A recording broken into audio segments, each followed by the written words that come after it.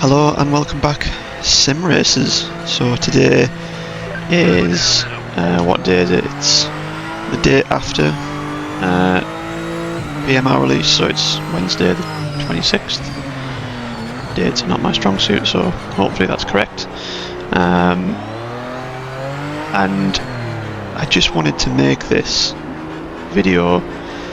It's not really, I'd be hesitant to call it a review because I'm not a reviewer, but just a bit of a rambling of my own thoughts on PMR so far. And obviously I think we know that there is a lot of issues, but I think the biggest one is particularly around like the handling, and I'm going to extend that to the force feedback as well. Now, a huge disclaimer before I even get into this is that I am not a force feedback expert.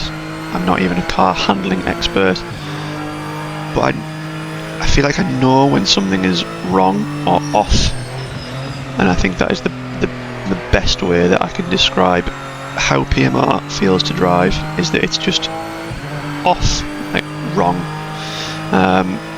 And what I've done is I've set up I'll include like an overlay of like my wheels, so that it's not just me like trying to verbally explain what it is I'm feeling. Like, hopefully you can see it as well, because to me, like, there's a lot of stuff that's going on through the wheel which I just don't find useful or informative in any way whatsoever. And an example of that, like, was what we just saw, like, coming down the back straight there at Silverstone, is that obviously there's a lot of like steering rack effects happening, like as you're driving, which to me just a lot of it, just like a lot of the additional things that you get, just feels like noise. It's not adding anything to the experience that's meaningful. So if we go for a lap while we're still getting things up to temperature and just look at some of the things that happen. So one of the big things, and it usually sort of manifests itself a bit later on into a stint, but one of the things that happens in GT3 and GT4 cars particularly is that like there's some, I don't know if it's a bug or a feature, but the auto blip, it just doesn't really work. So if we come down here and usually brake into second when we go around the hairpin, you can see that like the ABS lights on the dash, as soon as we pull second, start to light up, which tells us that like the ABS is kicking in, probably because the rears are starting to lock, which just doesn't necessarily feel, I don't want to say it's right or wrong, but I could take this M4 GT3 out in LMU, ACC, AMS2, AC, like the original AC, you know, using like one of the mods, and have absolutely no issues whatsoever. But with this, it's just, I feel like I'm really underdriving the car, and I think that was something that Jimmy Broadbent had mentioned in his review, is that like the way in which you drive PMR currently is you have to underdrive the car enormously to make it like functional in any way. Like to get it up to the limit is really, really difficult. And the force feedback settings that I'm running at the minute are just completely like stock out of the box force feedback that you get on the per car basis. So we can look at an example where we change those afterwards as well. Oh god, the understeer. But this is just completely stock force feedback. If you were just someone who plugged in a wheel,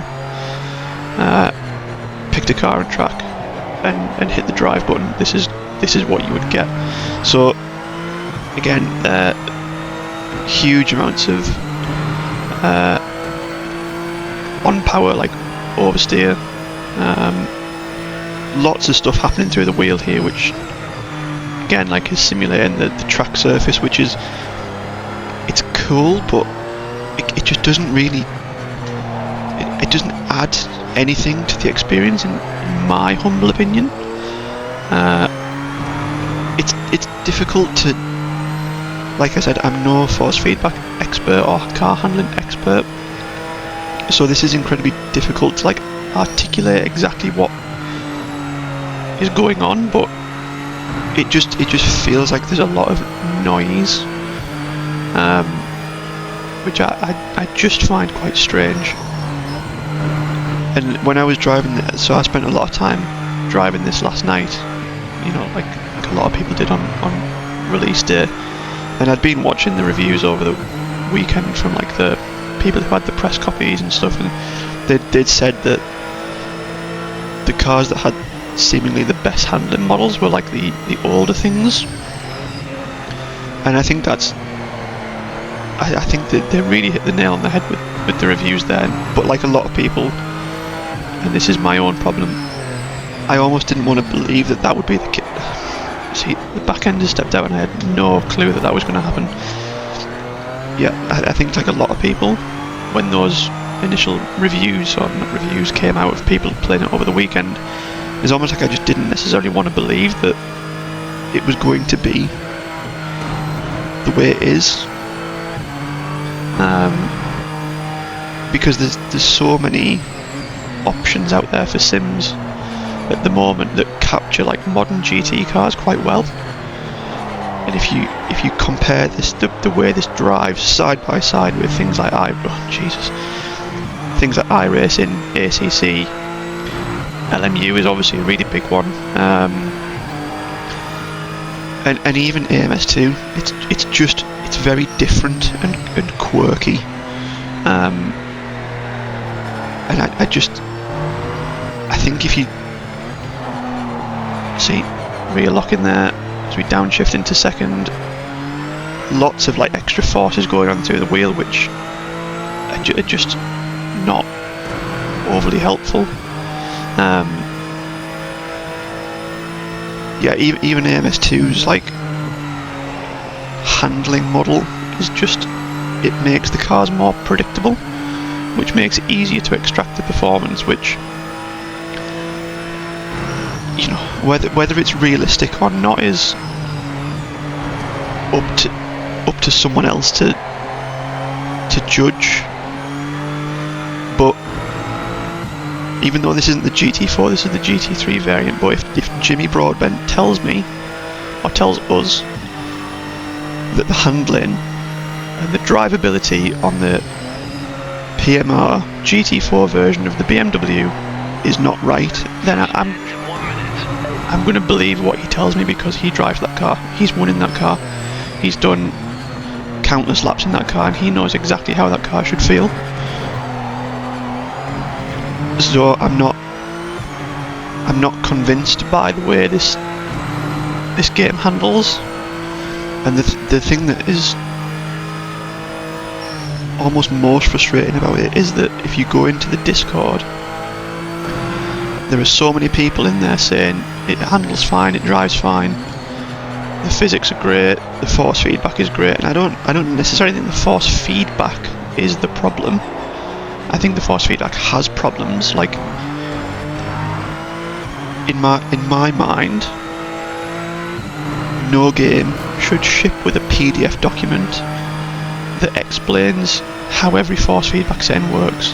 It shouldn't be that complicated for, you know.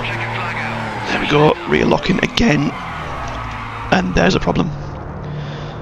So this is a big issue. Once that rear end steps up, okay, another AI quirk. It continues. Once that rear end steps out, I mean this might be specific to me on my wheelbase, but once that rear end steps out, there is no saving it. And if I hadn't have let go of the wheel when I did, what would have happened is that, at least on these settings, the wheel would have just immediately snapped back the other way to the way in which the car was travelling at that time, and that would have, I mean, it potentially could have ended in injury, which I know might sound dramatic, but it's true. But I mean, we had a couple of laps there where the car felt okay to drive, and then now it's just become like the rear end is just so unstable. And I know the tyres are at like 105 degrees, but in a tweet from Ian Bell, he mentioned that the tyre temperatures on the gauge should be mostly green, and in his words, even with a little bit of orange now. That's what we've got there. So we've got we're back down to 100 degrees now on the rear left. It's mostly green with a little bit of orange. It's got a bit of like an orange tint to it. So that, according to him, is exactly where it should be. It's in the right window. But it just feels like so unpredictable to drive. So I don't know. Maybe I'm doing something wrong. Maybe there's something with the setup that I need to consider. But to me, it feels a bit wrong. But anyway, that, like I said, that was on the completely stock force feedback settings, like totally out of the box. Now, if I change these to roughly where Gamer Muscle suggested that they should be, I don't know if it's. I don't really know if it's better or it's worse. It still, to me, just feels odd. I turn the high EQ down because I don't like a lot of vibrating and rattling. I play upstairs, so what I don't want is to have lots and lots of noise happening for the people who are downstairs. So I turn those effects down because I don't particularly enjoy them. But these are roughly about where he suggests having them. In his example, he puts the rack rate up to 1.2, but I already, like, for me personally, I already find that the steering is sensitive enough as it is. So I don't need any more of that. So I'll leave these exactly where you can see them now. I think he puts the rack feel up to 1, but I don't particularly think that feels great personally, but we'll see. So we need like a lap or two to get the tyres up to temperature, but we'll see how this feels. But I mean, already coming out of the pits, the wheel is pulling to the right, and I'm not doing anything. The other thing about the Silverstone pit lane is, we'll reverse really quickly, which I know is illegal, but the sign says 60 miles an hour. Now, this is a really minor thing, but when you come out of the pit lane with the pit limiter on, you actually get up to like 90 or something. Like it's a lot faster than 60. And if you follow the AI out of the pits, you catch them up so quickly. It's unbelievable. But anyway, let's see how this feels compared to the stock force feedback settings, which we just tried. So, cold tyres. It does, like, the way in which the force feedback works on cold tyres doesn't really feel that amazing. I think LMU do this a lot better, and iRacing do this a lot better as well. Like, not perfectly, obviously. I don't think any sim is perfect for force feedback handling, but just better. Like, it's more obvious that there's no grip, whereas so far in PMR,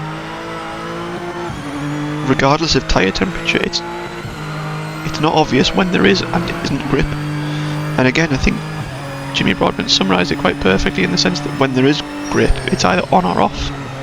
There's no notion of the grip fading away. It goes, and we saw that with the rear end example just at the end of that last session. So I don't know, you know. Maybe it's me. Maybe it really is just me, and that the handling's so complex that an idiot like me can't comprehend how it works and can't drive these cars. But I think one thing to take into consideration with the handling of like the modern day GT cars is that in the real world there are people who, if they have enough money to do so, they can basically pay their way into one of these cars and drive it round, you know, moderately competitively. And when you watch things like, you know, GT World Challenge and the British GT series, what you don't see is endless amounts of rear locking and cars spinning off here, there and everywhere, because that's just not, if that was the case, it would be considered dangerous, and they'd probably change the rules on who was and wasn't allowed in which to, you know, drive these cars basically. So with these force feedback settings, I get lots of this, and this is light hands, I'm not doing anything, but I just get lots and lots of oscillations on the straight, just lots of pulling left and right. That seems to happen quite a lot, which is, again, just completely useless information. It does not tell me anything. I don't believe that it's like all the surface, because there's no way that Silverstone is that, like, the surface is that horrendous. And again, oscillations in the way that the force feedback is configured at a global level, like Gamer Muscle suggested, that the global gain is at 100. In my VRS software, I've got it capped at 65%, which is, I think it works out at like 9.7 Newton meters. So it's not like an unruly amount of peak torque available. Obviously, this base maxes out at 15 Newton meters, so it's well below its limit. But there's just so much. And again, the rear locked when I downshift, which I wouldn't say that I'm downshifting early. Like the peak revs are not that high when I'm downshifting, but still the rears are locking, and it doesn't. You get no warning that the rear is going to step out. It just happens. So we're now fully up to temperature, and let's try again. I think the way Super GT summarised it was that it's difficult to be accurate with where you're trying to place the car. It just doesn't. There's no confidence for when you turn the wheel that the car is going to go where you ask it to go, and it's going to respond in the way that you almost expect it to respond. It's a really strange sensation, and it to me it just doesn't make a great deal of sense. So I did that deliberately there by entering that corner a bit slower and deliberately pulling second, and straight away you see that the rear's lock again. Now it could just be that the car setup itself needs some refinement, which is fine, but if that's the case, then the default setups just need to be more drivable, because not everyone has got, you know, an hour to spend on A, refining their force feedback, and then B, on top of that, refining the way that the car is set up. Like that's just not realistic from like a gamer's perspective, because let's not forget this is a game. It's okay saying this is a simulation. It is a simulation, but at the end of the day, it's supposed to be fun. You know, like gaming is a form of escapism, and I don't want to be sat in the garage tweaking, like, you know, anti-roll bars and rebound settings and spring rates and stuff for 45 minutes, only to find out that the handling is still broken, because that's just pointless. So I don't know. I think, like a lot of people, I massively fell for the hype and expected this game to be, I don't know really what I expected it to be, but I didn't really expect it to be this. Like, coming through there, the steering is just, it's so vague. I have no idea what's happening, and again, like, we're back to this issue on the straight where there's just these crazy oscillations, left and right movement, which is just useless information, doesn't tell me anything. I think another thing is that trail braking seems to be particularly difficult in this. I don't know this for a fact, but I think that there's an element of the AMS2 type engine braking going on, because off throttle the cars just behave a little bit strange. It's just, yeah, I don't know. I really don't know. There's a big hill to climb with this. I think there's a really big hill to climb. I'm confident, which might be dangerous, but I'm confident that eventually this game will become something that is interesting.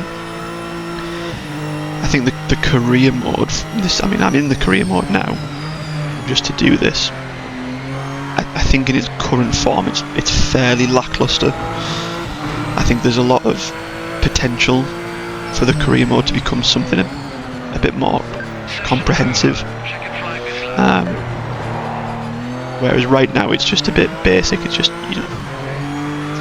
pick a sponsorship level, pick an amount of money, pick a difficulty, and there you go. That's it, job done. Whereas I think what this could have been, and I'd seen this on the subreddit, is that someone mentioned that you start in a certain class of vehicle, for a race win or a championship win you get the shell of a new car, and then after the next half season or whatever it might be, you get the engine and then the suspension components. I'm not saying that that's exactly how it should be, but it's a more interesting prospect than just saying, here's a pot of money, go and do some races against the AI and then get some winnings, and that's pretty much it. Right now it just feels a little bit lackluster. So let's do this last session anyway, and what I'll do is I'm going to change these feedback settings to what I had found. Should I do that or should I leave them? I'd done some testing myself where I'd put the rack field down by quite a bit, and actually increase the strength to something like this, but I don't know if that's better or worse. It's just different. Like I say, I'm not being a force feedback expert in this form is actually a hindrance, because it's great to have all of this adjustability. That's absolutely fine, but other than that PDF document, where in this UI does it explain to me what this does?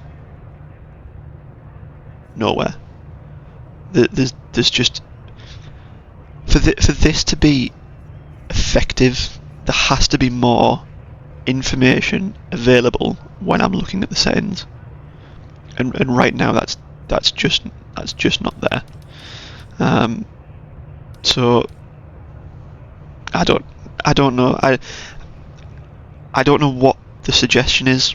Game Muscle suggested to not use load boost, but when I was playing around with it, to me load boost actually felt like it made a nicer difference than this alignment boost. The way I'd understood this alignment boost, and I could be wrong without going back to the PDF, was that the alignment boost almost changed how responsive the left to right movement felt through the wheel. So what I was finding at a certain point was that when the car snaps into oversteer, there was no sensation of grip, but when the tyre obviously then gripped back up again, the force feedback would force you into this huge overcorrection, and then you just be caught in this mad tank slapper where you just couldn't get any sense of feeling for the car. The grip felt unrecoverable, and it's a lot like if you just dip a wheel into the grass or into the gravel. It's a lot like that. You are literally pulled off onto the gravel, and then the the grip is just completely gone. So yeah, I don't know. We'll see what comes of it. I mean, we'll finish this off just to. I don't think I need to say anything about the AI, because I think the AI has already been well covered, and it's known that it's an issue. But I mean, off the start, they have an abundance of grip, which you don't seem to have. The radar is, again, it's a bit of a, I don't want to call it a controversial point, but they've obviously made a decision to not include a radar, which is fine. But why is it that other games include a 4-second time penalty for that?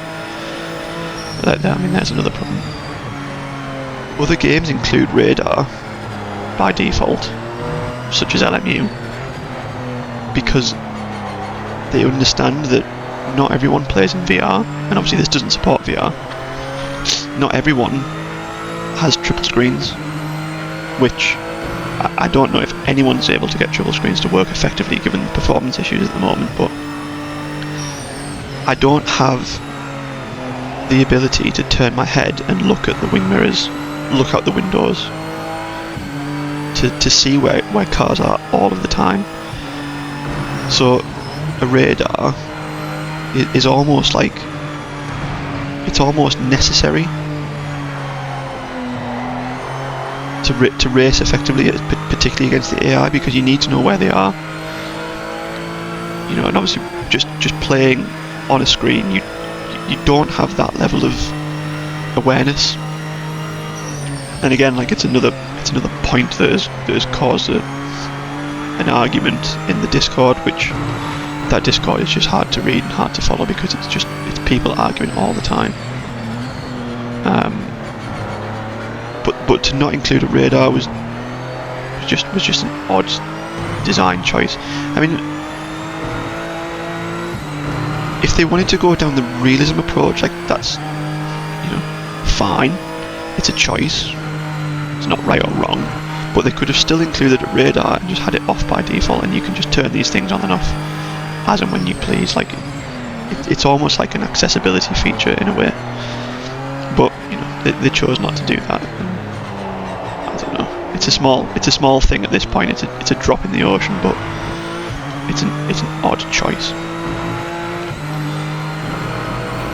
I mean, this AI, I can't. I very quickly set this up, so I don't know what percentage it's on, but again, there's a similarity here to AMS2, where in AMS2 at the start of a race, the AI it's almost like they've got full grip. I don't have that here. I'm having to warm my tyres up, but the AI don't seem to follow those physics, despite the fact that in the statement that went out last night, which that's a whole other video for someone else to do, to unpack everything in that statement. In that statement, it said that the AI uses the same physics and handling and everything as the player car, but if that's true, then I don't necessarily believe that can be true. Quite honestly, I don't believe that can be true. Maybe it is. Maybe I'm wrong. I'm not the developer, but it doesn't seem like it to me. And if it doesn't feel like it, then that's all I can really go off. I think the last point for me to cover with this, because I'm not going to complete this entire race. There's no way. I think the last point for me to cover is that people are really, really quick to just say it's the developer. It's the developer. The developers don't know what they're doing. The developers don't have a clue. The developers are idiots, and that is just an incredibly dangerous and unfair statement. The developers ultimately are doing their jobs. The developers are not the decision makers. The decision makers are the decision makers. The decision makers are the management, and they tell the developers what to do. Just like in any other job, you know, there is a chain of command. If the developers were making all the decisions, I think we'd be looking at a very different thing, you know, for better or for worse. We'd be looking at a very different game if the developers were making all the decisions. But that's not the case. And that's not how it works in more or less all software companies. The developers follow decisions that have been made by the product team, the management team, the board, investors, which, you know, you can tell it was an investor decision to put the game out when it came out, because it's not finished. It does require more development. And I'm not just hating on it. I mean, you can see from yourselves that this is just not. It's not a complete game. It's incomprehensible to me that driving this modern day GT3 car is more taxing and difficult to do than it is to drive some of the, you know, early 90s, or, you know, not early 90s, but 90s and early to mid 2000s stuff. A lot of that stuff actually feels great to drive, but this just, it's just slop. It's the only way I can really describe it. Is it's slop. Which is, it's a huge disappointment. It really is a huge disappointment. But, you know, sometimes that's just the way it goes. I can't remember what the exact quote was from one of the people who worked on the Battlefield 2042 team, but yeah, that statement, if anyone knows what it is, feels it almost feels appropriate here. So there we go. That was a lot of me just rambling. I apologise for anyone who's made it this far. I find it incredibly difficult to articulate my thoughts when it comes to like the feedback and the physics and everything.